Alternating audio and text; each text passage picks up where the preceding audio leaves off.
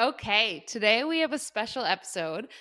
As we said in the last one, Chelsea's in Arizona. We decided to get together in person finally. And so we thought, let's do a little fun episode. Let's do a get to know us a little bit better. And so what we've done is we've extended wine time. Which is classic. We have little shooters. We don't know what's going to happen with these, but it's going to get exciting. A little fireball, a little pink Whitney, my birdie juice that's now being used in real life. We have rosé, we have a margarita, and what we're going to do is ask each other questions. We're going to pick from a bowl and go. Caveat being, the setup isn't ideal. We're passing a mic back and forth. We did try and get two videos, so you should be able to see both of us, but you can kind of see my hand over here. Gonna try and hold it back. But yeah, if it's a little shoddy, I'm sorry in advance, but we're only gonna get better at this and enjoy getting to know us a little better. Anything you want to add?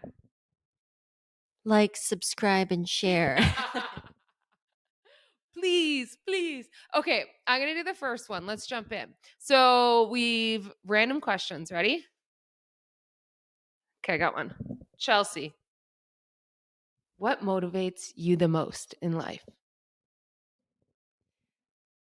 That's a really intense question. What motivates you the most in life? I think just being happy, like just getting up and being content with what I've done during the day or like what I've accomplished and just generally carrying myself and being in a good space. I mean, I think that everyone wants to like strive for that great feeling of just being I don't know, like I don't even know if I can answer that. Do you have like a good answer to what motivates you? I was going to say, as your best friend, I have an answer for you. You're very driven. You get an end goal in sight, and like you will be motivated until you complete it.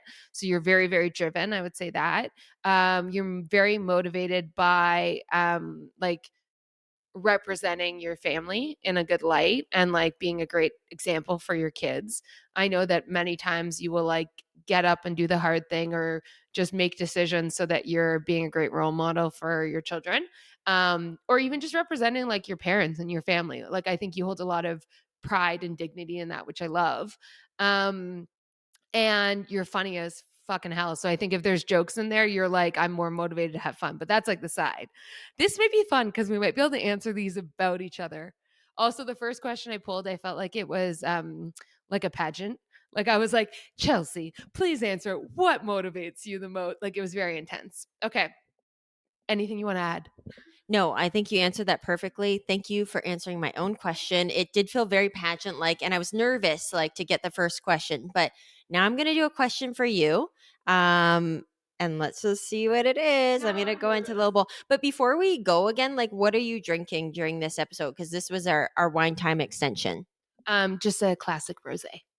a classic rosé. And I have a pick Whitney in this glass. It's a bit potent, I'm not gonna lie. For like 3:30 on a Tuesday, it's like a bit much. But anyways, dinner should be fun. Okay, so let's go into our question for Brittany. Okay, Brittany, what's the bravest thing you've ever done? So my first instinct is to say to get married because as you know, I was kind of a fairy tale believer that life and love would happen in a certain way, and then as I grew up I realized that wasn't the case, and then I kind of went the other way and like had a big career, doubled down on that, didn't make time for anything, and then reopening up to a partner and deciding to be in it together and all that that brings on honestly was so scary for me. And so like that required just a lot of badass energy and confidence and bravery and trying things and putting yourself out there. I think falling in love is like the most vulnerable thing you can do. And I wasn't ready to do that for a long time. So that, like as cheesy as that sounds, like yeah, falling in love and getting married is probably the bravest thing that I've done. I love that answer. And do you concur? Yeah, there we go. Okay, Chelsea. Ooh, this is like the love train.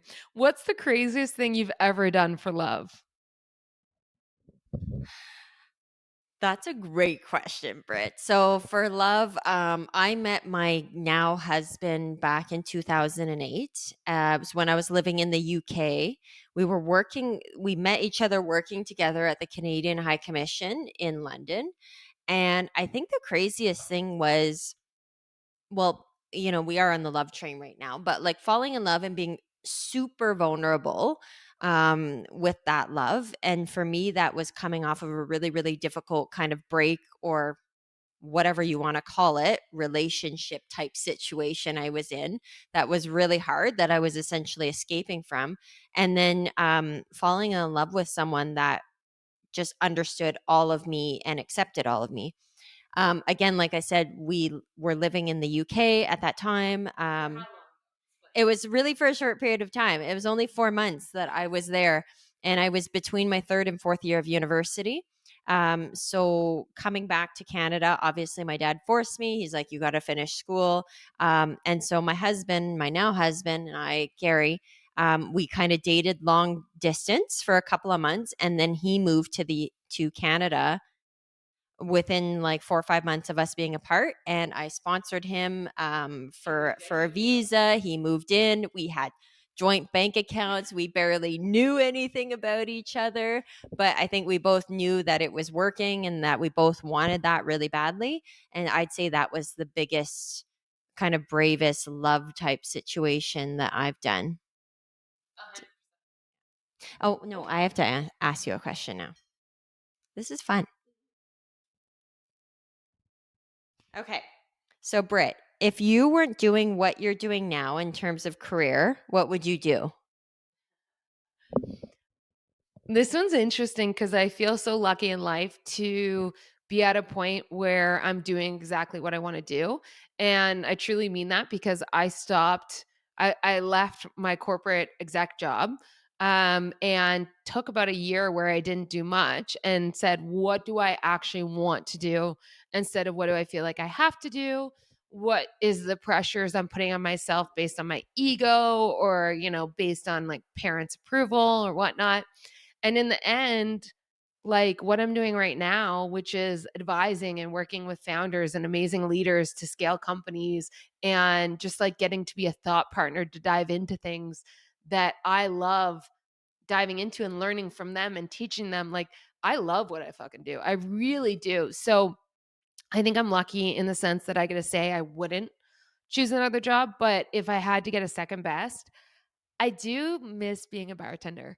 I loved it. Like, you meet so many people, you have the kookiest stories, you have to multitask like no other. Time flies by. I mean, when I was bartending, I was definitely enjoying the sauce a little bit at the same time, so it was fun. Um, I just like it was such a glamorized point in my life that like I sometimes think about, oh, how fun would it be just to like open up a bar and still work at it and have your friends come in, and what would that be like? I think it'd be fun. Oh, and then the other thing I think about sometimes, learning how to be a Pilates instructor. But that's something I might dabble in on the side. So we can circle back to that. Okay, Chelsea. Good one. What's your biggest work fuck up? And if you need a shot, oh, you're already drinking one. Okay, I'll answer this too if you do, because this is an intense one. But you first. Okay, so like this is really on the spot. Obviously, I'm feeling really pageanty right now. I did prepare for this one. I'm gonna give you a general work fuck up. That like I truly believe is like a lot of people's issue. It's not a very specific example. It's participating in office politics. We all love that stuff, obviously. It's fun and it's exciting to hear what other people are up to, but it's so toxic. And I definitely know that I've been a part of situations that were promoting that toxicity in a workplace. And I have to say, it's something that I constantly remind myself, don't get involved in this type of stuff, especially as a leader. As any person, obviously, but I'm especially as a leader, it's not something that you should involve yourself in. So if I were to give you a general example on the spot right now, it's like, don't get involved in office politics, gossip, things of that nature. stick to you, like what you need to do to support your job and support your employees, and just keep it fun and without having all the drama. Like, fuck the drama. What about you though? You're probably gonna have a good one. It's annoying. I feel like that isn't your biggest work fuck up because I feel like your biggest work fuck up you remember. And I feel like that was like escape, like, just like a little bit of but I'll give two. I mean, listen, I've had so many things that I'm like, I remember very early on, um, everything was like in paper copy and I had printed out every single employee and their salary and I had it all and I was working on a comp evaluation and all these adjustments and I went walking through the office with it and I just left it on someone's desk. And then I got back and I was like, "Oh, where did that go?" And then I had the biggest meltdown ever because I was like, "I have to track this down. I've lost it." I just like knew how bad I fucked up right in that moment. And thankfully I like went, got it back. No one had seen it. I mean, actually, who knows? No one said they saw it. So like hopefully that was the case. But it was just like it was a stupid mistake. It was me not being on top of everything and the confidentiality that like everything about it just scared me to my core. So that was one early on. One later on was just like I hired someone that I should have never ever hired. And I hired them for the wrong reasons. It was they were good looking, they're charismatic, and I knew that they couldn't do the job nor should they do the job. Yeah, actually, I say that 2020 rear view. That's a real thing. But I still knew in that moment and I let myself make a decision based on things that I kind of knew were there and I should have dug in more. And there was a lot of repercussions for it, like a lot. And so I wish I hadn't done that. And I learned a lot. I will say the biggest thing about your fuck ups, sorry, mom, for swearing so much. But the biggest thing is that you will have the biggest learnings from that moment. It's like never ever did I like print things out. I did soft copy for everything and I had better controls and locks. Never ever did I like take hiring so lightly. Did I dig in? Did I like become aware of my internal biases? And so like it's a good question to ask. I have many more, sadly, maybe greatly, but yeah, it's a hard one. Do you want to revise your answer? No, I think we're good. We'll save it for another one. Those were really good, vulnerable answers, Britt, and I really appreciate that you did that. And we're just gonna move on. Thanks. Wait, is it for you or for me No, now? I'm pretty sure I'm. It's me now, right? I'm asking you a question. What bad thing would you love to do without getting caught? Who came up with these? Like crazy. Like crazy. What bad thing would I want to do without being getting caught? I think honestly, I'd love to spy on a bunch of people. Like I know that sounds bad, but you know how like Snowden, like how they just I would love to be behind that. I'm curious and I want to see the truth behind things. And that makes me sound so creepy and weird, but like it's true. It's true. I want to see how people act when no one's looking and like what really happens and like especially with some very visible public features. I'm like what's really going on? Like, I know everyone's a little weird. So, like, just want to spy on you. I want to get full visibility and never get in trouble. You're trying to get it. Do you have an answer?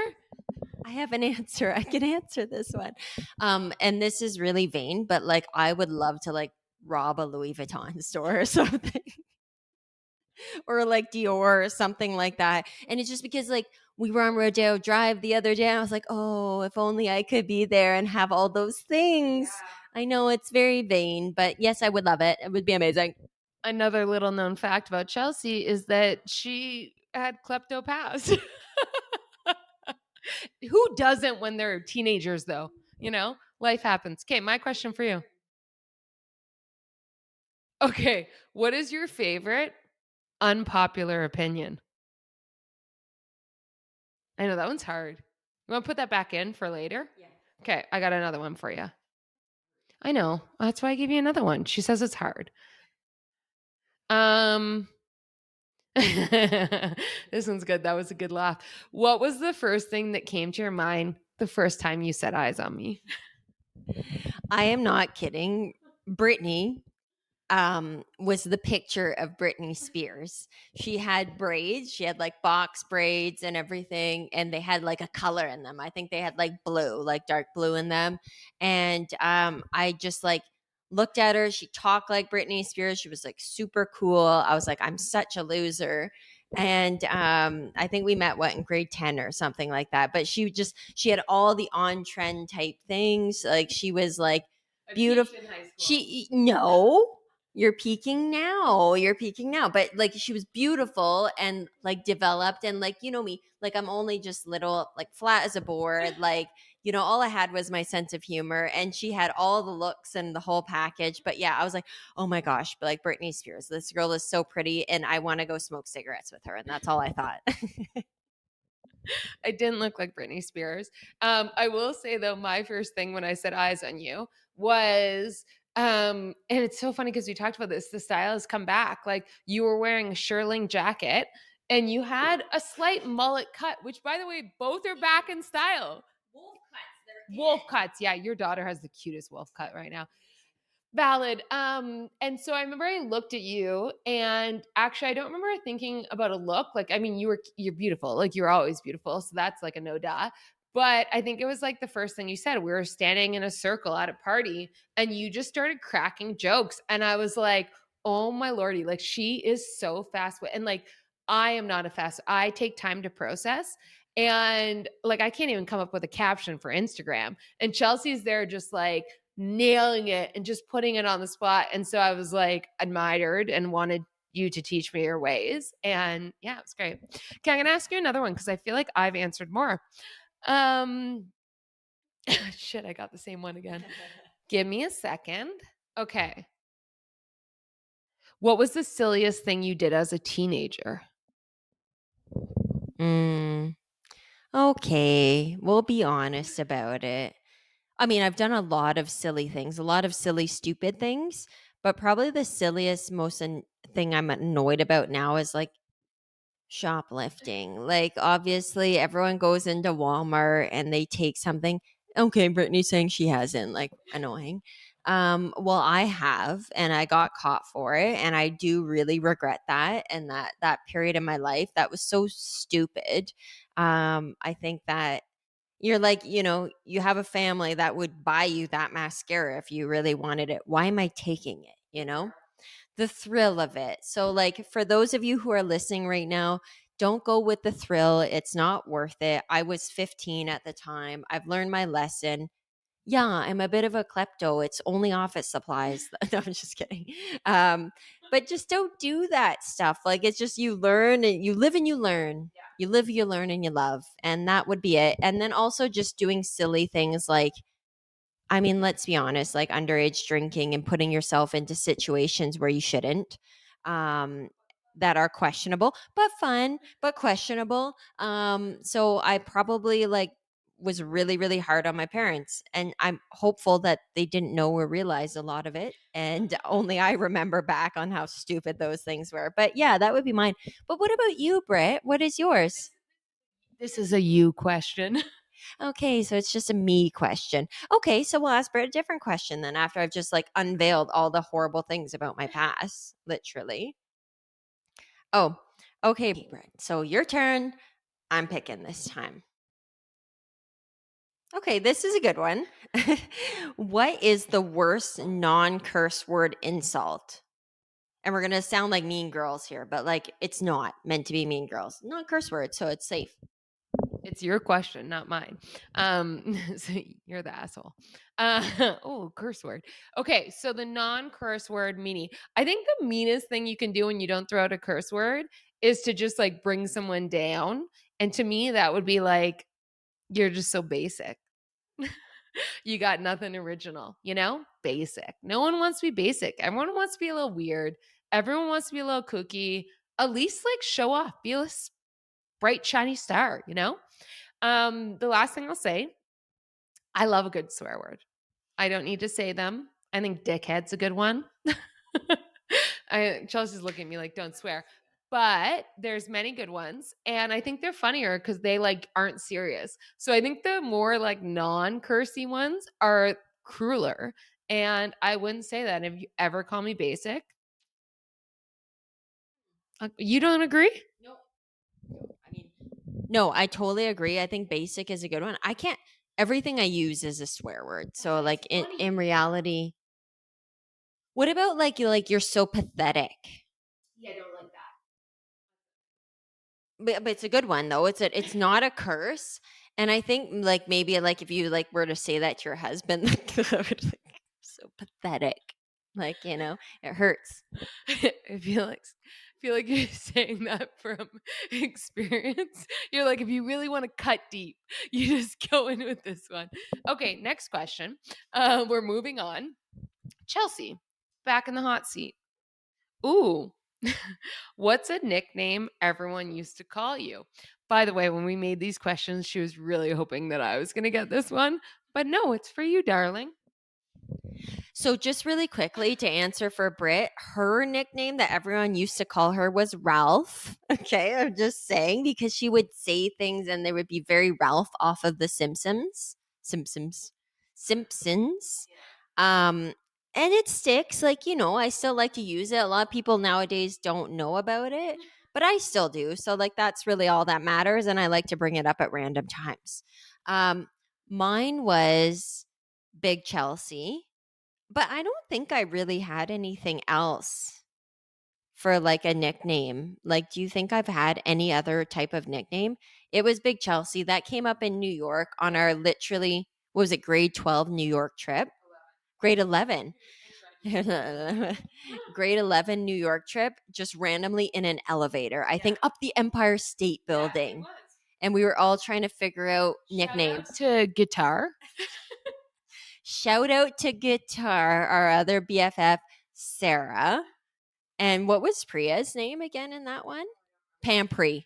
It was Pampri. She forever hate that one, but B Money? that's not good. We're just going to stick with Ralph. So I don't care what it was back then. For me, it's always going to be Ralph. Okay, so my turn to grab a question. That was a good one. Yeah, I love how you made it. Okay, so Britt, describe your routine in one sentence as a 70-year-old woman. Well, I hope I'm still a woman. I mean, who knows? Might not. 70-year-old, one word. Is it say one word or describe your daily routine? Remind me. Okay. Well, I'll do the one word after. But my daily routine would be wake up, do a light workout just to make me think that I can still move. Could be whatever, maybe with a hot trainer, that'd be fun. And then I would probably golf, you know, get a little 4 hours in of that. Definitely wine time after that. Nap, because who doesn't love a good nap? And then wake up, go for a leisurely walk. And then, yeah, dinner and more wine. Also, wait. Also, the one word, when I thought it was one word, I was going to say luxury, just to fuck with you. God. And I'm like, that's your exact routine right now, which is the sad part. She's like, yeah, those are all the things she does now in her life. That's her day as this, like, if that's a 70-year-old's routine, I'm like, this is amazing. I need to fucking advance the clock at this point. Okay. So what would yours? Okay, by the way, while I have the mic, that is not my routine. I work. I do many appointments. I do active things, but I do golf a lot. And I actually can't nap. So like hopefully that's something I find in my 70s cuz I can't nap. So wait. Wait. What is your 70 routine? So mine would probably be the exact same, except not the golf. No, I would still take the nap, not the walk. And this is a family friendly show, so I'm not going to tell you the other thing I would do. Yeah, I would definitely do that. Uh, and wine time, it would be like with a friend and stuff, and dinner, and maybe shopping. So okay, here we go. Okay, let's redo this for a quick second. So wake up, maybe a very light exercise type situation. Maybe that thing I was talking about. Maybe like a few laps in the pool, like my private pool or whatever. Maybe a bit of shopping, a bit of lunch, a bit of wine time, maybe a nap, maybe that thing again, and then dinner and drinks. Perfect. Nailed it. I can't wait to be 70. It's gonna be so fun. Okay, final question. Ready? Oh shoot, I got two. Okay, Chelsea. Aw, let's end on such a cute note. Who is your childhood hero? That's so sweet. And it's so random off of that last question where we were, because I want to tell you that my childhood hero was and still is as a child my father. My dad, yes, I always really, really admired his work ethic and everything he did to support our family. And that's not to say I don't greatly admire everything my mom did in the same way. It's just what I get from my dad in terms of my drive and ambition in certain aspects of what I modeled off of him growing up. And I can't say that I'm always doing it right or I'm always doing it maybe the way he did, but I think he showed me a lot of the right ways to be a leader and the right ways to raise a family and to be fun but still be respected. And I'm still learning that, but I would say hands down, it's always been and probably for quite some time will be quite some time. That sounds so morbid. Until he dies. No, I'm just kidding. Um, it's probably my dad. That's what I think about. That's often how I answer these types of questions. So that's my big role model right now. But I would love if you answered that question too. It's interesting because I feel like it's such a hard question because it makes it like one. And I feel like I've had, like, even as a child, I had so many role models. If I think about like in that moment as a child, I would have been my mom. My mom, I was around so much. And she was just such a beacon of honestly strength and care. And anything we had to say to her, she took in stride and never judged, never shamed, always listened and always found a solution.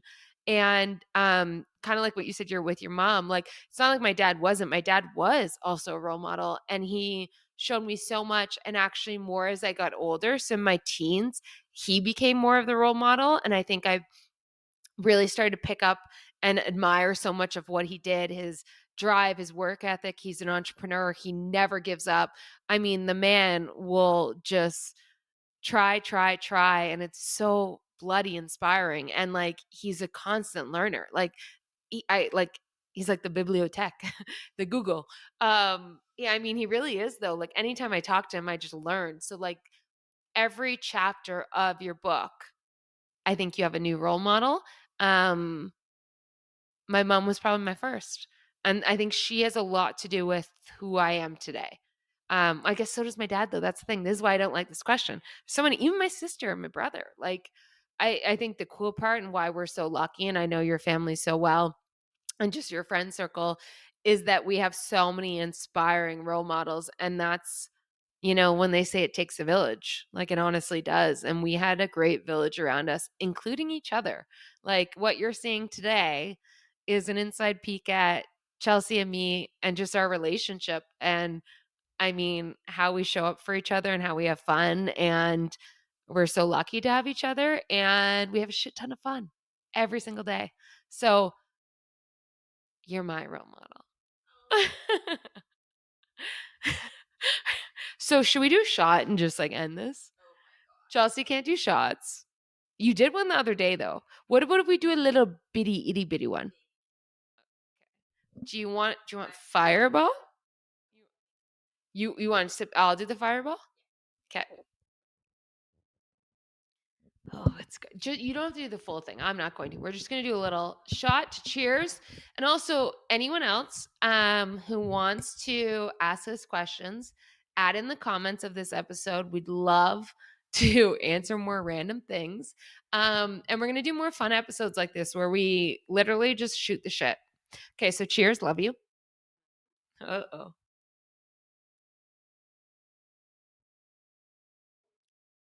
Ooh, I forgot how cinnamon. Ooh, body shake. You did it. Oh, so we don't encourage drinking. No, especially not underage. I only took the neck, and that's just normal for me. So just get over it. That's how I take shots. If I were to take more, I would have like sputtered all over this desk, and that would be gross. Okay, wrap her up. How do you want Okay, to end it? we're wrapping it up. Like we've had enough to drink, so we're fine. We'll finish that later. So cheers to us, and cheers to us, obviously. No, cheers to I love you, and getting to know each other more and more, because like we don't already. And yeah, sorry, I didn't cheers. And do you want to cheers to anything, Britt? Do you have Love you anything? too.